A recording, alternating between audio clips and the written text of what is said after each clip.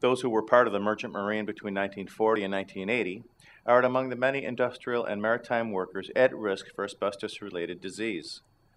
The reason is rooted in maritime history going back 8 decades, as well as the deep-seated and justified fear seagoing men have of fire at sea.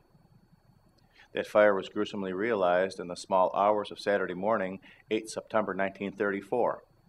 A fire broke out below decks and spread rapidly. Before the ship was finally abandoned approximately 8 hours later, nearly 1/4 of those all aboard, mostly passengers, were dead.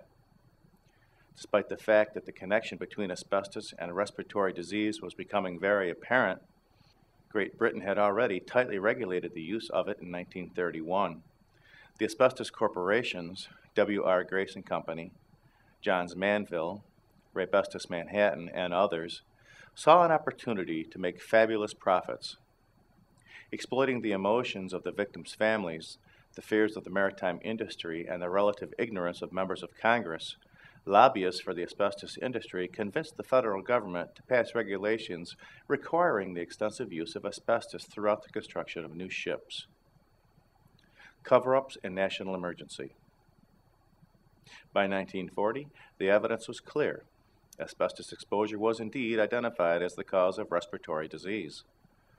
The scientific studies that confirmed these links had actually been financed by the Asbestos Corporation, Asbestos Manhattan itself, and carried out by a doctor in the employ of the well-known insurer Metropolitan Life.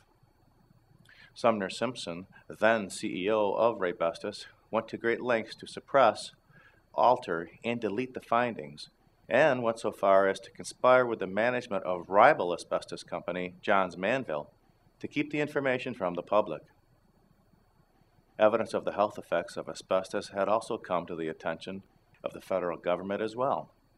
However, the Roosevelt administration, fearing an attack by the Japanese Empire and wishing to ramp up war production in preparation for a conflict that was seen as inevitable, chose to hide the information as well, citing concerns about disturbances in the labor force, were such information to become generally known.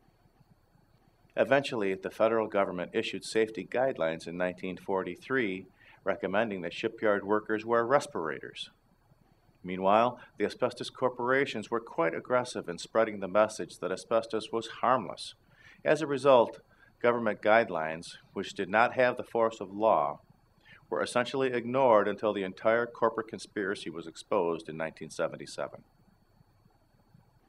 Mesothelioma and asbestosis. After 20 years of breathing asbestos fibers in the enclosed area, it is small wonder that so many seamen contract respiratory diseases. In one group of mariners studied at the Mount Sinai Hospital School of Medicine, the rate was 86%. Asbestosis is the more common of the two major diseases.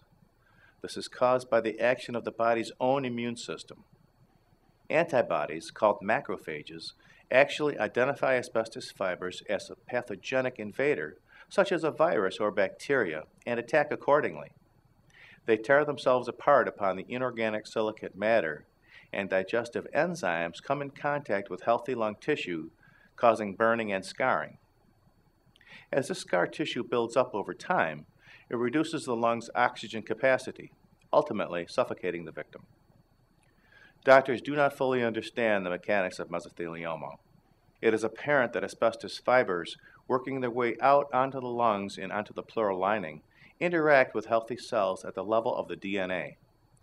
It is in this interaction that it appears to cause the healthy cells to become malignant.